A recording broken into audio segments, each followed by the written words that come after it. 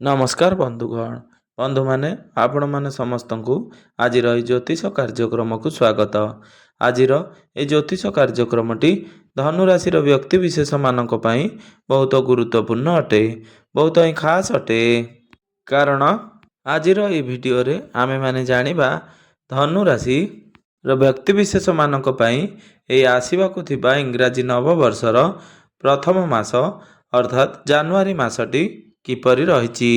एही नूतन वर्षर आरंभटी आपणकर जीवन रे केउं परिवर्तन आनिदेब।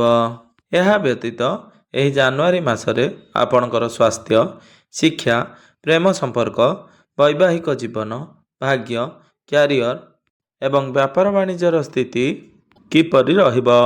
नवग्रहंकर स्थिति आपणकर कुंडली रे किपरि रहिब। नवग्रह आपणकु केउं फल प्रदान करिबारे सक्षम हेबे। यह सहित अशुभत्व प्रदान करुवा ग्रह मानक पई किछि विशेष प्रतिकार मध्य वीडियोर शेष रे आमे जानिबा। तो बंधु माने जदि आपण मानकर धनुराशि होई थाए तेबे आपण माने वीडियोटी को स्किप न करी थरे मात्र शेष पर्यंत निश्चिंत देखंतु एवं वीडियोटी को गोटे लाइक करी चैनल को सब्सक्राइब कर दियंतु। आपण माने जदि सच्चा हृदय रे ईश्वर को भक्ति करुथांती, विश्वास करुथांती तेबे भक्ति एवं श्रद्धार सहित कमेंट बॉक्स रे जय महालक्ष्मी, जय श्री जगन्नाथ अवश्य लिखि दियंतु। तेबे बंधु माने आसंतु आरंभ करिबा आजिर एही कार्यक्रम को, जहाँकि आपणकर जन्म राशि एवं चंद्र राशि उपरे आधारित अटे। तो बंधु माने राशि चक्रर 12 गोटी राशि मध्यरु नवम राशि हेउची धनु राशि एवं धनु राशिर राश्याधिपति हेउचंती देवगुरु बृहस्पति। तो गुरु आपणक कुंडलीर सप्तम भावरे गोचर करुछंती।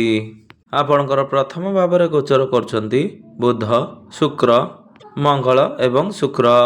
राहु आपणकर तृतीय भावरे गोचर करुछंती।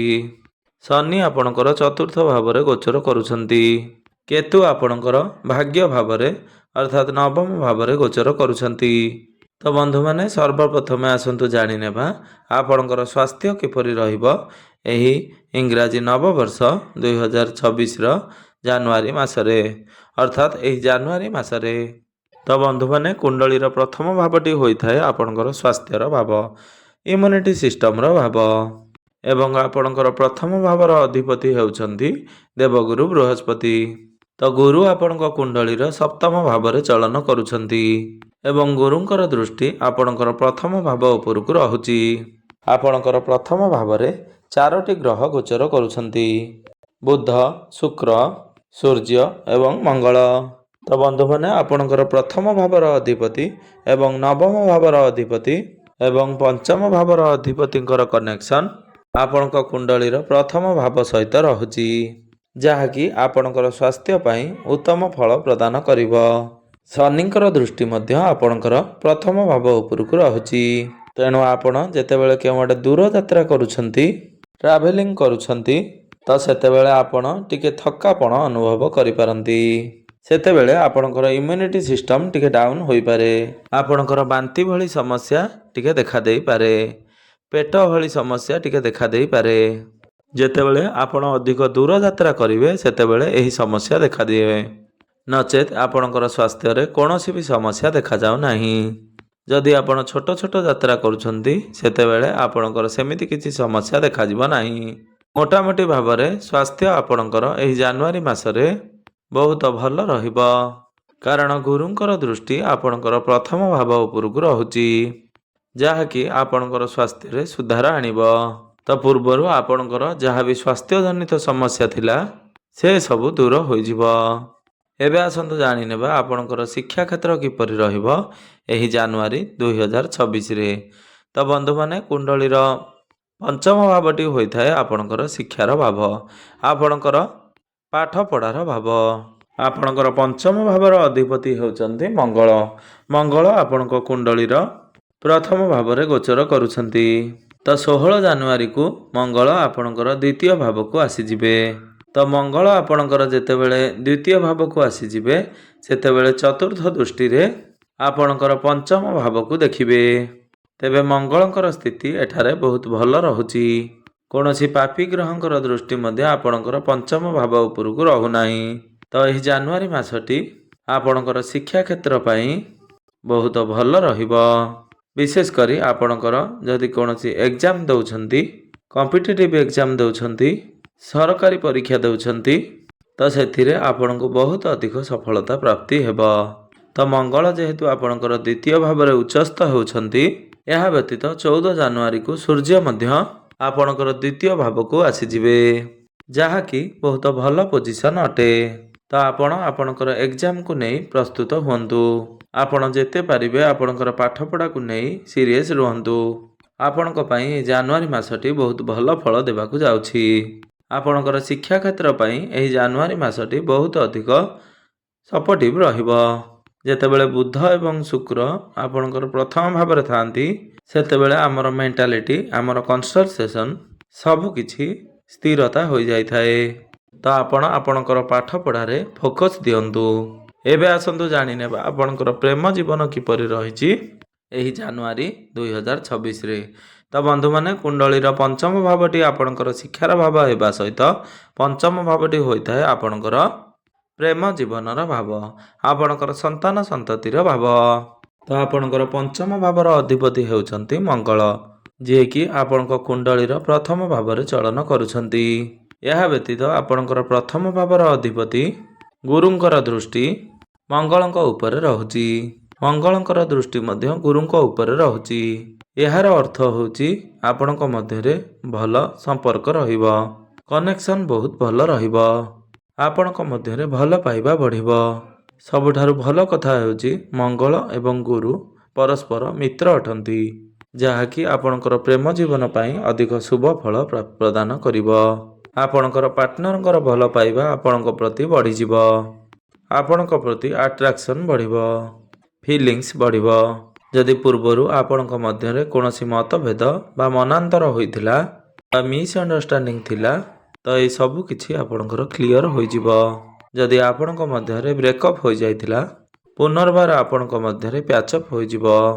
କିନ୍ତୁ ସୂର୍ଯ୍ୟ ଏବଂ ମଙ୍ଗଳ ଏକତ୍ର ଥିବାରୁ ଆପଣ ଆପଣଙ୍କର ଆଗ୍ରେସନ୍ ଉପରେ ଟିକେ କଣ୍ଟ୍ରୋଲ୍ କରନ୍ତୁ। ନିଜର କ୍ରୋଧ ଉପରେ ଆପଣ ନିୟନ୍ତ୍ରଣ ରକ୍ଷା କରନ୍ତୁ। ଏବେ ଆସନ୍ତୁ ଜାଣିନେବା ଆପଣଙ୍କର ବୈବାହିକ ଜୀବନ କିପରି ରହିବ ଏହି ଜାନୁଆରୀ 2026ରେ। ତ ବନ୍ଧୁମାନେ, କୁଣ୍ଡଳୀର ସପ୍ତମ ଭାବଟି ହୋଇଥାଏ ଆପଣଙ୍କର ବୈବାହିକ ଜୀବନର ଭାବ, ଆପଣଙ୍କର ଜୀବନ ସାଥୀଙ୍କର ଭାବ। ତ ଆପଣଙ୍କର ସପ୍ତମ ଭାବର ଅଧିପତି ହେଉଛନ୍ତି ବୁଧ। ବୁଧଙ୍କର ଦୃଷ୍ଟି ଆପଣଙ୍କର ସପ୍ତମ ଭାବ ଉପରକୁ ରହୁଛି। ତ ସବୁଠାରୁ ବଡ଼ କଥା ହେଉଛି ଆପଣଙ୍କର ପ୍ରଥମ ଭାବର ଅଧିପତି ସପ୍ତମ ଭାବରେ ଏବଂ ସପ୍ତମ ଭାବର ଅଧିପତି ଆପଣଙ୍କର ପ୍ରଥମ ଭାବରେ ଗୋଚର କରୁଛନ୍ତି। ତ ସବୁ ଦୃଷ୍ଟିରୁ ଦେଖିବାକୁ ଗଲେ ଏହି ଜାନୁଆରୀ ମାସଟି ଧନୁ ରାଶିର ବ୍ୟକ୍ତିବିଶେଷମାନଙ୍କ ପାଇଁ ବନିଛି, ଅର୍ଥାତ୍ ସବୁ ଦୃଷ୍ଟିରୁ ଆପଣଙ୍କୁ ଏହି ଜାନୁଆରୀ ମାସରେ ଶୁଭ ଫଳ ପ୍ରାପ୍ତି ହେବା ପାଇଁ ଯାଉଛି। କାରଣ ଆପଣଙ୍କର ବୈବାହିକ ଜୀବନ ଏହି ଜାନୁଆରୀ ମାସରେ ବହୁତ ହିଁ ଖାସ୍ ରହିବ। ଆପଣ ପରସ୍ପରଙ୍କୁ ବୁଝିପାରିବେ, ଆପଣଙ୍କର ପରସ୍ପର ପ୍ରତି ଭଲ ପାଇବା ବଢ଼ିବ। ଯଦି ସେ ଆପଣଙ୍କୁ କିଛି ଆଡ଼ଭାଇସ୍ ଦେଉଛନ୍ତି, ତେବେ ନିଶ୍ଚିନ୍ତ ଭାବରେ ତାହାକୁ ଆପଣ ଗ୍ରହଣ କରନ୍ତୁ, କାରଣ ଏଥିରୁ ଆପଣଙ୍କୁ ଲାଭ ପ୍ରାପ୍ତି ହେବ। ଏବଂ ଆପଣ ଯଦି କିଛି ଆପଣଙ୍କ ଜୀବନସାଥୀଙ୍କୁ ଆଡ଼ଭାଇସ୍ ଦେଉଛନ୍ତି, ତ ସେ ମଧ୍ୟ ଯଦି ଏହାକୁ ମାନନ୍ତି, ତେବେ ସେଥିରେ ମଧ୍ୟ ଆପଣଙ୍କର ଲାଭ ହିଁ ଲାଭ ହେବ। ଆପଣଙ୍କର ଜୀବନସାଥୀଙ୍କୁ ଗୋଟେ ଭଲ ଅପରଚ୍ୟୁନିଟି ମିଳିପାରେ। ଏବେ ଆସନ୍ତୁ ଜାଣିନେବା ସବୁଠାରୁ ମହତ୍ତ୍ୱପୂର୍ଣ୍ଣ ବିଷୟବସ୍ତୁ ଆପଣଙ୍କର ଭାଗ୍ୟ, କ୍ୟାରିୟର ଏବଂ ବ୍ୟାପାର ବାଣିଜ୍ୟର ସ୍ଥିତି କିପରି ରହିଛି ଏହି ଜାନୁଆରୀ 2026ରେ। ତ ବନ୍ଧୁମାନେ, କୁଣ୍ଡଳୀର ନବମ ଭାବଟି ହୋଇଥାଏ ଆପଣଙ୍କର ଭାଗ୍ୟର ଭାବ ଏବଂ ଦଶମ ଭାବଟି ହୋଇଥାଏ ଆପଣଙ୍କର କାର୍ଯ୍ୟକ୍ଷେତ୍ରର ଭାବ, କ୍ୟାରିୟରର ଭାବ। ତ ଆପଣଙ୍କର ନବମ ଭାବର ଅଧିପତି ହେଉଛନ୍ତି ସୂର୍ଯ୍ୟ। ତ ସୂର୍ଯ୍ୟ ଆପଣଙ୍କ କୁଣ୍ଡଳୀର ପ୍ରଥମ ଭାବରେ ଗୋଚର କରୁଛନ୍ତି ଏବଂ 14 ଜାନୁଆରୀକୁ ସୂର୍ଯ୍ୟ ଆପଣଙ୍କର ଦ୍ୱିତୀୟ ଭାବକୁ ଚଳନ କରିବେ। ତ ଆପଣଙ୍କର ପ୍ରଥମ ଭାବ ଏବଂ ଦ୍ୱିତୀୟ ଭାବ ଉଭୟରେ ହିଁ ଆପଣଙ୍କୁ ଶୁଭ ଫଳ ପ୍ରଦାନ କରିବେ, ଅର୍ଥାତ୍ ସମ୍ପୂର୍ଣ୍ଣ ଜାନୁଆରୀ ମାସ ସାରା ଆପଣଙ୍କୁ ଆପଣଙ୍କର ଭାଗ୍ୟର ପୂର୍ଣ୍ଣ ମାତ୍ରାରେ ସାଥ ମିଳିବ, କାରଣ ସୂର୍ଯ୍ୟଙ୍କର ସ୍ଥିତି ଏଠାରେ ବହୁତ ମଜବୁତ ରହୁଛି। ତ 14 ଜାନୁଆରୀ ପୂର୍ବରୁ ସୂର୍ଯ୍ୟଙ୍କର ସ୍ଥିତି ବହୁତ ଅଧିକ ଭଲ ରହୁଛି, କାରଣ ସୂର୍ଯ୍ୟ କେନ୍ଦ୍ରରେ ଗୋଚର କରୁଛନ୍ତି। ଆପଣଙ୍କର ଭାଗ୍ୟ ବହୁତ ଗ୍ରୋଥ୍ ହେବା ପାଇଁ ଯାଉଛି, କାରଣ ଆପଣଙ୍କର ପ୍ରଥମ ଭାବର କନେକ୍ସନ୍ ଭାଗ୍ୟ ଭାବ ସହିତ ରହୁଅଛି ଏବଂ ନବମ ଭାବର କନେକ୍ସନ୍ ଆପଣଙ୍କର ପ୍ରଥମ ଭାବ ସହିତ ରହୁଛି। ତ ପରସ୍ପର ମଧ୍ୟରେ ଏଇ ଯେଉଁ କନେକ୍ସନ୍ ବନୁଛି ଯାହାକି ଆପଣଙ୍କୁ ପ୍ରତ୍ୟେକଟି କ୍ଷେତ୍ରରେ ସଫଳତା ଆଣିବାକୁ ଯାଉଛି। ଏହିପରି କନେକ୍ସନ୍ ସବୁବେଳେ ବନିନଥାଏ, ଖୁବ୍ ରେୟାର କନେକ୍ସନ୍ ବନିଥାଏ। ତ ବନ୍ଧୁମାନେ ଆପଣ ଭାଗ୍ୟ ସମ୍ବନ୍ଧିତ ଯାହା ବି ନିର୍ଣ୍ଣୟ ନେବାକୁ ଆପଣ ଚାହୁଁଛନ୍ତି ଆପଣ ବିନା ଦ୍ୱିଧାରେ ନେଇପାରିବେ। ବିଶେଷ କରି 14 ଜାନୁଆରୀ ପୂର୍ବରୁ ଆପଣଙ୍କୁ ଅଧିକ ଫଳ ପ୍ରାପ୍ତି ହେବ।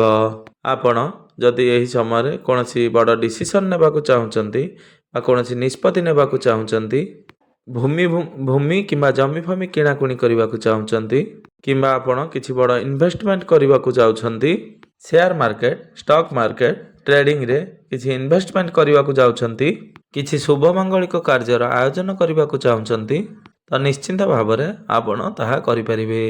ଏହି ଜାନୁଆରୀ ମାସରେ ଆପଣଙ୍କୁ କିଛି ବଡ଼ ଧନ ଲାଭ ହେବାର ଯୋଗ ବନୁଅଛି। ଆପଣଙ୍କୁ ଅଳ୍ପ ପରିଶ୍ରମରେ ଅଧିକ ସଫଳତା ପ୍ରାପ୍ତି ହୋଇପାରେ। ଆପଣଙ୍କର ଅଟକି ରହିଥିବା କାର୍ଯ୍ୟ ଆଗକୁ ବଢ଼ିବ। ତ ବନ୍ଧୁମାନେ ଏହି ଜାନୁଆରୀ ମାସରେ ଆମେ 12ଟା ଯାକ ରାଶିର ବିଷୟରେ ଆଲୋଚନା କଲେ। ସବୁଠାରୁ ଅଧିକ ହେଉଛି ଧନୁ ରାଶିରେ ବ୍ୟକ୍ତିବିଶେଷମାନଙ୍କର ଭାଗ୍ୟ ଅଧିକ ପ୍ରବଳ ହେବାକୁ ଯାଉଛି। ତ କ୍ୟାରିୟରର କଥା ହେବା ଯଦି ତ ଆପଣଙ୍କର 10ମ ଭାବର ଅଧିପତି ହେଉଛନ୍ତି ବୁଧ। ବୁଧ ମଧ୍ୟ ଆପଣଙ୍କର କୁଣ୍ଡଳୀର ପ୍ରଥମ ଭାବରେ ଚଳନ କରୁଛନ୍ତି ଏବଂ 17 ଜାନୁଆରୀକୁ ବୁଧ ଆପଣଙ୍କର ଦ୍ୱିତୀୟ ଭାବକୁ ଚାଲିଯିବେ। ତ ଆପଣ ଆପଣଙ୍କର କାର୍ଯ୍ୟ କରିବାର ଶୈଳୀ ଦ୍ୱାରା ବା ଆପଣଙ୍କର ଟ୍ୟାଲେଣ୍ଟ ଦ୍ୱାରା ଆପଣଙ୍କର କମ୍ୟୁନିକେସନ୍ ସ୍କିଲ୍ ଦ୍ୱାରା ବହୁତ କିଛି ପରିବର୍ତ୍ତନ କରିପାରିବେ। କାରଣ ଆପଣଙ୍କର 10ମ ଭାବର କନେକ୍ସନ୍ ପ୍ରଥମ ଭାବ ସହିତ ରହୁଛି। ତ ଏହି ମାସଟି ଆପଣଙ୍କର ଆଗକୁ ବଢ଼ିବା ପାଇଁ ଅଟେ। ଆଉ ସାମ୍ନାବାଲା ଆପଣଙ୍କର ତାରିଫ କରିବେ, କିନ୍ତୁ ଆପଣଙ୍କ ମଧ୍ୟରେ ପେସେନ୍ସ ଟିକେ କମ୍ ରହିପାରେ। ଆପଣଙ୍କ ମଧ୍ୟରେ ଟିକେ ଏକ୍ସଟ୍ରା କନଫିଡେନ୍ସ ରହିପାରେ। ଏମିତି ନ ହୁଏ ଯେପରି ଆପଣ ନିଜେ ହିଁ ନିଜର କାମକୁ ଡାଉନ୍ କରିପାରିବେ। ତେଣୁ ଆପଣ ଓଭର କନଫିଡେନ୍ସ ହୁଅନ୍ତୁ ନାହିଁ। ବନ୍ଧୁମାନେ କନଫିଡେନ୍ସ ଭଲ ଅଟେ, କିନ୍ତୁ ପ୍ରତ୍ୟେକ ଜିନିଷରେ ଓଭର ଜିନିଷଟି ବହୁତ ଖରାପ ଅଟେ। ତେଣୁ ଆପଣ ଆପଣଙ୍କର ଧୈର୍ଯ୍ୟ ଉପରେ କଣ୍ଟ୍ରୋଲ କରନ୍ତୁ ଏବଂ ନିଜ ଭିତରେ କନଫିଡେନ୍ସ ଲେବୁଲ୍ ଠିକ୍ ରଖନ୍ତୁ। ତ ଏହି ଜାନୁଆରୀ ମାସରେ ଆପଣଙ୍କର କ୍ୟାରିୟର ବହୁତ ଭଲ ରହିବ। ଆପଣ ନିଜର କ୍ୟାରିୟରରେ ବହୁତ ଆଗକୁ ବଢ଼ିବେ। କାରଣ ଶୁକ୍ର ଏବଂ ବୁଧ ଆପଣଙ୍କର ପ୍ରଥମ ଭାବରେ ଅଛନ୍ତି।